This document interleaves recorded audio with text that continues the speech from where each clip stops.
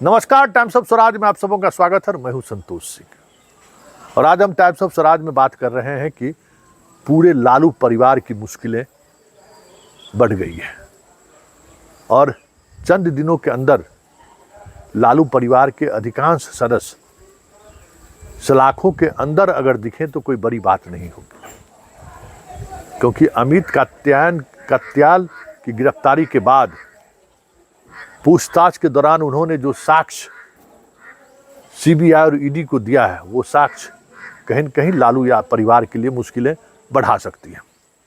अभी तक जो सीबीआई के और ईडी के हाथ में जो साक्ष्य था, वो साक्ष्य पर्याप्त इस दृष्टि से नहीं था कि मात्र 7 ही ऐसे स्टूडेंट को वो आइडेंटिफाई कर पाए थे जो जमीन के बदले में जिन्हें नौकरी दी गई थी।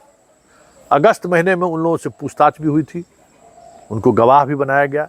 याद होगा कि भोला यादव की गिरफ्तारी इसी मसले पर हुई थी। कहा जा रहा था कि भोला यादव के ही आउटपुट पर पूरे परिवार के सदस्यों को अभियुक्त बनाया गया। बाद के दिनों में जिन जिन लोगों से ज़मीन ली गई थी, कुछ नाम उन्होंने बताया था जिसको आइडेंटिफाई करके सीबीआई ने उस पर कार्रवाई शुरू कर दी थी। लेकिन अमित की गिरफ्तारी के बाद यूँ कहें तो पूरा मामला ही खुलकर सामने आ गया है। जो अभी तक सिर्फ सीबीआई और ईडी हवा में बात कर रही थी या उस तरीके का एविडेंस कलेक्ट नहीं कर पा रही थी, अमित की गिरफ्तारी के बाद वो सारी चीज़ें सामने आ गई हैं। कहा यह जा रहा है कि अमित ने 300 से अधिक ऐसे रेल कर्मियों की सूची दी है जिन्होंने नौकरी देने के बदले लालू परिवार को किसी न किसी रूप में सहयोग किया है, ज़मीन देने के लिए भी और पैसे के माध्यम से। तो पहली सूची 7 लोगों की थी। 72 घंटे पहले अमित के बयान से जो जानकारी मिली, उसके आधार पर 11 लोगों को जारी की गई थी और आज 127 लोगों की सूची और जारी की गई है, जो सारे के सारे हाजीपुर रेल मंडल में बिहार के विभिन्न स्टेशनों पर तैनात है। ये सारे के सारे इन लोगों की जो नियुक्ति हुई थी, चतुर्थ वर्गीय कर्मचारी के रूप में हुई थी। और कहा यह जा रहा है कि इन तमाम नियुक्ति के बदले लालू यादव ने पटना और आसपास के इलाके में ज़मीन उन्होंने ली है। और ये ज़मीन जो बाद में अमित के माध्यम से ज़मीन अमित ने लिया के रजिस्ट्री हुई थी, अमित के माध्यम से वो सारा ज़मीन लालू परिवार में इक्वल डिस्ट्रीब्यूट हुआ था। जो कहा जा रहा है कि लालू की बेटी और बेटों के बीच वितरण हुआ, वो सारे लोग अब जद में आ रहे हैं।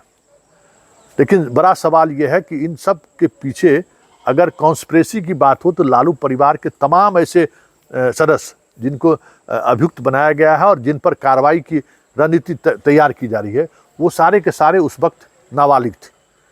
और नाबालिग बच्चों को लेकर अगर पिता कोई गलत तरीके से ही सही संपत्ति अर्जित करता है तो क्या उस पर कार्रवाई हो सकती है? क्या बड़ा सवाल यही है। उन सवालों को लेकर हमें लगता है कि सुप्रीम कोर्ट तक मसला जाना ही जाना है। और इसलिए हर जो चार्जशीट दाखिल किया गया है, उस चार्जशीट के खिलाफ तेजस्वी हाई कोर्ट और सुप्रीम कोर्ट जाने की तैयारी में है। लेकिन इन सब से इतर जो सबसे महत्वपूर्ण बात है कि सीबीआई ने पहले इस मामले में पहली चार्जशीट में तेजस्वी का नाम नहीं लिया था। पूरक चार्जशीट में तेजस्वी और तेजस्वी के बहनों का नाम आया। और अब जो नए एविडेंस कलेक्ट हुए, देखिए पूरी प्रक्रिया पूरी होने का चार्ज फ्रेम हो गया, उस पर अब गवाही गुजरने वाली बात थी, तब सीबीआई ने इस तरीके की कार्रवाई करके कह सकते हैं कि केस को एक नई दिशा दे दी है। जो मामला पूरी तौर पर हाइपोथेटिकल के होते होते मध्यबुद्ध वाला बात हो गया था कि हाँ इन्होंने ज़मीन दिया, ज़मीन के बदले में नौकरी दिया, ये ज़मीन इस अमित के माध्यम से ट्रांसफ़र हुआ। लेकिन अमित की गिरफ्तारी के बाद अमित ने जो एविडेंस मुहैया करा है, उससे कहीं न कहीं पूरे परिवार के लोगों की मुश्किलें बढ़ गई हैं कि कैसे ये पूरा खेल हुआ है। और सिर्फ बिहार में ही नहीं, पूरे देश में से हज़ारों उम्मीदवारों की बहाली हुई है। वो सारी सूची भी निकालने की कोशिश हो रही है। लेकिन फ़िलहाल बिहार में जितनी बहालियाँ हुई हैं इस तरीके से चतुर्थ वर्गीय में, और जिसके बदले में लालू यादव ने ज़मीन लिया है, उन तमाम मसलों को सीबीआई अलग तरीके से खंगालना शुरू कर दिया है। मतलब आने वाले समय में लालू परिवार के सदस्यों से फिर पूछताछ हो सकती है। जो अभी पूछताछ की प्रक्रिया को पूरी करते हुए सीबीआई ने चार्जशीट दाखिल कर दिया था। अब ये नए एविडेंस आए हैं और ये जो नए एविडेंस सामने आए हैं वो एविडेंस कहीं न कहीं तेजस्वी के लिए मुश्किल खड़ी कर सकता है, क्योंकि इस तरीके के एविडेंस के बाद गिरफ्तारी भी संभव है। जो पहले ये लग रहा था कि चार्जशीट दाखिल कर दिया, अब गिरफ्तारी की कोई संभावना नहीं है, क्योंकि ये केस में एक पूरक नए तथ्य सामने आए हैं, एक नया एविडेंस सामने आया। तो ऐसे में लालू यादव और लालू के परिवार के अन्य सदस्यों को लेकर सीबीआई फाइट कर सकती है कि इनके बाहर रहते हुए बहुत सारे एविडेंस कलेक्ट करने में सीबीआई को और ईडी को परेशानी हो सकती है, क्योंकि ये एकदम नया एविडेंस है। और ये जो एविडेंस इस तरीके से सीबीआई ने कलेक्ट किया है कि वो एविडेंस कहीं न कहीं लालू परिवार की मुश्किलें बढ़ा सकती है। ये जो 127 नए रेल कर्मियों को जो नोटिस जारी किया गया है, उन्हें कहा गया है कि आप अपना आधार कार्ड, आप अपने शैक्षणिक योग्यता से संबंधित जितने डॉक्यूमेंट्स हैं, किस आधार पर आपकी नौकरी हुई है, सारे डॉक्यूमेंट्स को लेकर आप दिल्ली स्थित सीबीआई के मुख्य दफ्तर में पहुंचिए। मतलब अब इन तमाम लोगों से सीबीआई पूछताछ करेगी। 7 लोगों से पहले ही सीबीआई पूछताछ कर चुकी है और 7 ने ये बात स्वीकार की कि हाँ, हमने ज़मीन दी थी, उसके बदले में लालू यादव ने हमें नौकरी दी है। तो वो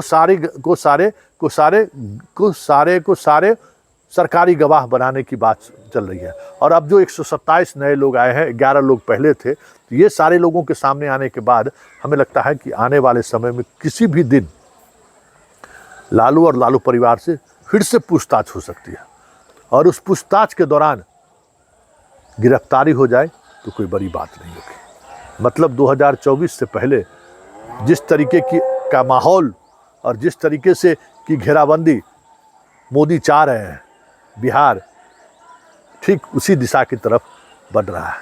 ऐसे में देखने वाली बात ये होगी नीतीश क्या करते हैं, क्योंकि नीतीश भी चंद दिनों से असहज है।